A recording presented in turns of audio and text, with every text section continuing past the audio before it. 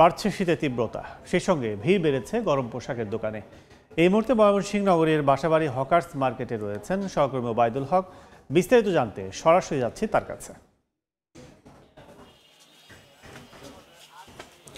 সন্ধ্যা হলেই ঘন কুয়াশা আর সকালে শীতের দাপট। ময়মনসিংহের শীতের মাত্রা কিন্তু দিন দিন বেড়ে যাচ্ছে, আর এই তীব্র শীতে উষ্ণতা খুঁজে পেতে কিন্তু সাধারণ মানুষ গরম কাপড় দোকানগুলোতে ভিড় করছেন। আমরা দেখেছি যে বিভিন্ন শপিং মল থেকে বিপণী বিতান এবং বাসাবাড়ি যে মার্কেট বা যে ফুটপাতের দোকানগুলো রয়েছে সবখানেই কিন্তু শীতের যে পোশাকের কেনাকাটা সেটা কিন্তু দিনভর চলে।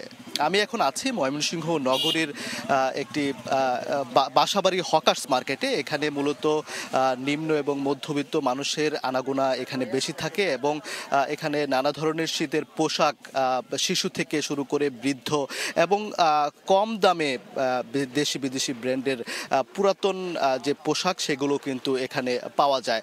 কিছুক্ষণ আগে দোকানটি খোলা হয়েছে এবং ইতিমধ্যে মানুষজন এখানে আসতে শুরু করেছেন। এখানে সময় যত আসলে গড়াবে তত বেশি কিন্তু মানুষের এবং ক্রেতাদের আনাগোনা কিন্তু ততই এখানে বাড়বে। মূলত বিকেল থেকে এখানে মানুষের পদচারণা এত বেশি হয় যে এখানে বিকেল হলেই আসলে পা ফেলার জায়গা থাকে না এবং সন্ধ্যার পরও এখানে মানুষজন আসে। বিশেষ করে এখন মূলত শহরের যে মানুষজন আছেন তারা কিন্তু আসতে শুরু করেছেন এখানে কেনাকাটার জন্য এবং গ্রামগঞ্জেও এখন কিন্তু শীতের বেশ দাপট। সুতরাং সেই গ্রামগঞ্জের মানুষও কিন্তু এখানে এসে থাকেন যা আসলে কম দামে তাদের যে কাঙ্ক্ষিত পোশাক সেই পোশাক কেনার জন্য কিন্তু মূলত এখানে এসে থাকে।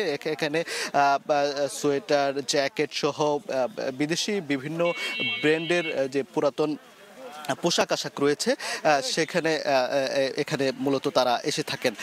আসলে এই যে বাসাবাড়ি মার্কেট রয়েছে এই মার্কেটে প্রতিদিন প্রায় 70 লাখ থেকে কোটি টাকারও বেশি শীতের পোশাক কিন্তু এখানে বিক্রি হচ্ছে এখন এবং এখানে ব্যবসায়ী প্রায় 350 ব্যবসায়ী কিন্তু এখানে ব্যবসা করছেন। তো এই ছিল ময়মনসিংহের বাসাবাড়ি হকার্স মার্কেট থেকে শীতের পোশাকের কেনাকাটার সবশেষ পরিস্থিতি আমার কাছে।